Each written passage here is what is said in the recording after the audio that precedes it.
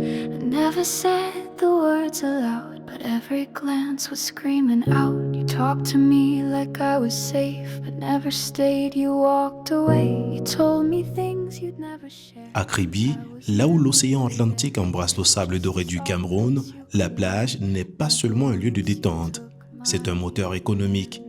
Au cœur de cette perle balnéaire, une femme a décidé de bousculer les codes. Son nom, Vivi. Entrepreneuse audacieuse, elle a transformé le littoral en un véritable empire touristique. Des jet skis qui domptent les vagues, aux tables de ces restaurants côtiers très prisés. Découvrez l'histoire d'une visionnaire qui a su faire de la mer son plus beau terrain de réussite. Vous voulez quoi comme complément? Bâton. Je vais voir s'il y en a, parce que c'est pas ce qui passe le plus ici. C'est plus les frites de pommes et les plantains. D'accord, donc on fait les crevettes pour 15 personnes? Mettons 18 personnes. 18 personnes, Oui. avec les compléments frites de pommes et frites de plantain. Oui. Les boissons, ils vous ont servi déjà ou pas? Pas encore. D'accord, elle peut prendre votre commande déjà ou pas? De Ils boissons? sont venus. D'accord. On peut reprendre là-bas. Ok, Oui. d'accord. Ok, pas de problème.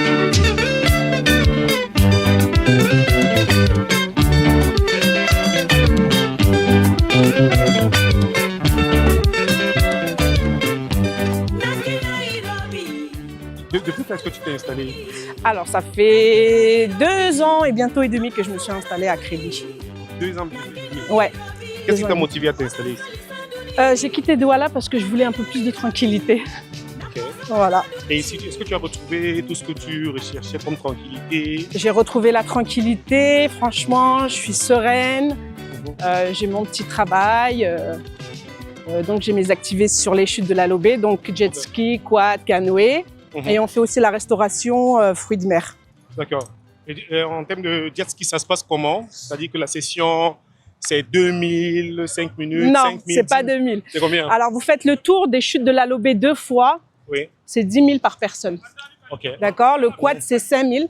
Ok. C'est pareil, c'est un tour de plage de l'autre côté, parce qu'il y a Mhm. plus d'espace. C'est 5 000 par personne. Alors, est-ce que n'importe qui peut se lever un beau matin et mener une activité ici? Qu'est-ce que ça va coûter? Alors, mener une activité, ouvrir une activité, c'est très facile, mais la maintenir est très compliqué. Quels sont les challenges? Bon, il n'y a pas vraiment de challenge en soi, hein. Je pense qu'à partir du moment où le client il est bien reçu, il mange bien, il faut qu'il se sente vraiment à Kribi, qu'il mange tout ce qui est fruits de mer, crustacés et tout ça. Il n'y a pas de souci. Mais après, je pense qu'il faut avoir des fois aussi un petit carnet d'adresses pour attirer la clientèle de ce côté-là, parce qu'ils ont tendance à s'arrêter sur l'autre côté de la plage. Ah, ok. Or, l'autre côté de la plage, c'est pas vraiment des crustacés qui vous font, c'est plus de la nourriture de ville.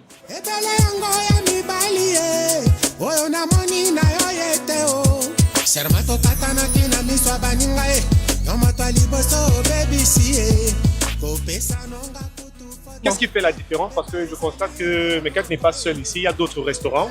Ouais. Qu'est-ce qui fait la différence entre ton service Et et les autres qui sont là? Qu'est-ce que tu ajoutes dans ta Alors, touche? il faut savoir que, Ouais. je pense que tu sais, moi, je suis connue pour la restauration camerounaise. Ouais. Et ça fait 25 ans que je fais ça. J'ai eu déjà à travailler et cuisiner pour des grandes personnalités au Cameroun. Ouais.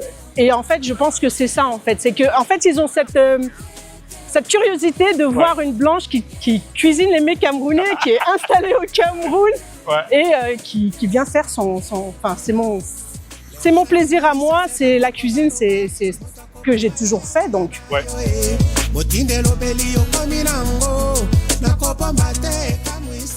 Alors, est-ce qu'il y a des regrets? Est-ce que les attentes sont là?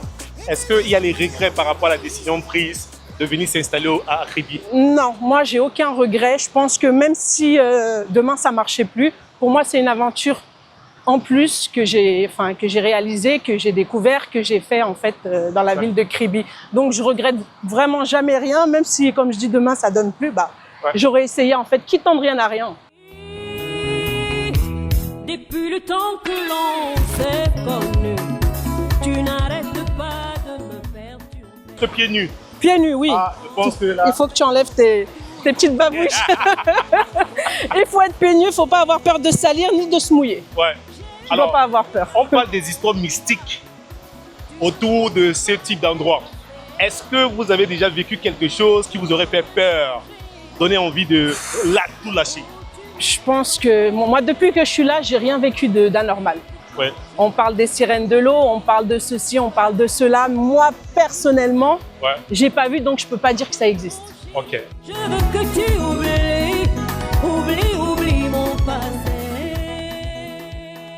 Comment est-ce que la communauté vous a reçu? Franchement, la communauté m'a très bien reçue. Ouais. J'ai eu à rencontrer le chef aussi de Kribi. Non, j'ai été très bien reçue. Après, je pense qu'il faut être un peu ouvert avec les gens. Il faut les comprendre. Et ils sont là aussi, ils se battent pour gagner leur petit bout de pain, quoi. Donc, c'est cuisine ouverte, bien sûr en plein air. Ouais. On n'a pas fait de cuisine moderne. Ouais. Parce qu'il y a beaucoup d'expats aussi qui viennent ici, beaucoup de vacanciers, beaucoup de blancs, comme on dit ici, Ouais. qui viennent manger et ils veulent retrouver justement cette nature-là en plein air, en cuisine. Ils sont là, ils regardent, ils filment, ça leur plaît, ça nous plaît aussi, donc c'est très bien.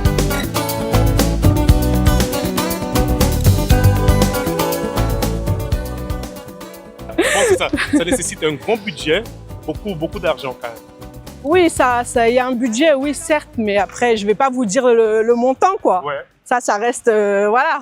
Vous employez Pour moi. combien de personnes? On est à peu près 8 à 10 filles. Alors, Ouais. Vivi est d'origine assyro-chaldéenne, donc je suis araméenne et non pas arménienne. Donc, les Arméens sont les chrétiens de l'Orient qui parlent la langue du Christ. Ok. On est une communauté, on n'a pas de pays en tant que tel, on est une communauté, mais on est une communauté très familiale et très soudée. Ok. Donc, on s'aide beaucoup entre nous. Moi, j'ai découvert le Cameroun en fin 2001, début 2002. Ok. Et je me suis accrochée. Hein. J'ai commencé à venir à chaque fois pour mes vacances. Je venais, je passais un mois et demi et je repartais. Mhm. Et en 2020, j'ai décidé de m'installer définitivement au Cameroun. Bon, Pourquoi? Qu'est-ce qui a été le déclic? Ah, tu vas dire que c'est un homme. Mais bien sûr, qu'est-ce Non. que tu crois? C'est pas un Alors, homme? pas du tout. C'est quoi alors? Pas du tout, parce que quand je suis venue m'installer, il n'y avait pas cet homme. Ah, Voilà. Mais c'est un homme qui fait la chose, même s'il n'était pas encore là. Bah, lui aussi mais- voyage entre les deux, donc on est un peu partagé. Mais c'est vrai que lui, mon fiancé, il préfère le Cameroun pour avoir déjà été en Europe. Il préfère la tranquillité du Cameroun et c'est un pays sans contraintes, pas de conditions comme on peut voir dans beaucoup de reportages. Ouais. Donc on a décidé de s'installer ici à Kribi. On était à Douala avant.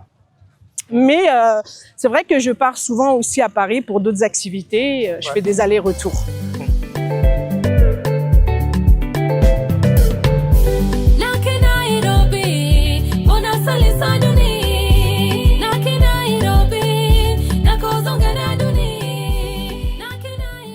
Quel est le message, si on devait arrêter cette interview ici, quel est le message que tu voudrais transmettre à la jeunesse, à la jeune femme qui te regarde aujourd'hui, qui est très inspirée par cette décision d'avoir tout quitté, tout laissé pour venir à Kribi t'installer?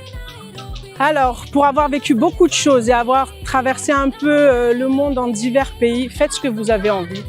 Ne réfléchissez pas. Allez-y. En fait, comme je dis, qui tente rien à rien. Si vous avez envie de faire quelque chose, faites-le. Si ça loupe, c'est pas grave. Vous recommencez. Mais il faut être motivé. Il faut être, faut être fort d'esprit, surtout au Cameroun. Ouais, si, très.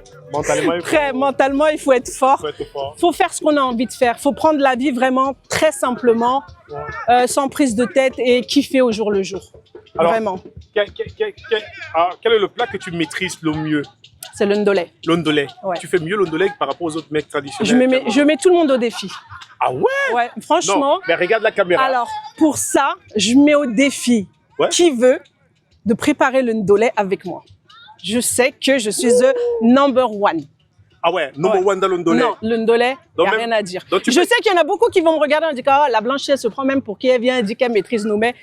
C'est comme je dis souvent, vous maîtrisez certains mets Ouais. européens mieux que nous. Ouais. Bah, pour moi, c'est la même chose. C'est vrai qu'à l'inverse, c'est un peu... les gens, ils se disent, une blanche, forcément, elle ne sait pas cuisiner, elle ne sait pas tenir une maison, elle ne sait pas ceci, elle ne sait pas cela. Ouais. Moi, je viens d'une famille, ma mère, elle a accouché 15 enfants. Hey. Même père, même mère. Non. Je suis la dernière. Donc, tout ce qui est tenir une maison, faire à manger. Et j'ai appris à faire les mecs camerounais pour mon chéri, bien sûr. La base, c'est ça. C'est ça la base. c'est ça Mais la base. le ndolé, c'est le produit phare que je maîtrise très bien. D'accord. Digital Beat TV te dit merci pour ce court moment, cette immersion Merci. dans ton univers. Merci, merci énormément. Merci beaucoup à Et on va manger tout à l'heure ce que tu nous auras préparé. vous. Pas de problème. On espère que on sera très satisfait. Vous allez être satisfait. Alors- Satisfait ou remboursé. Satisfait. Ah, Mais ah si, ouais? vous finissez pas, si vous finissez, vous payez. Ah ouais. Merci. Je t'en prie, merci à toi.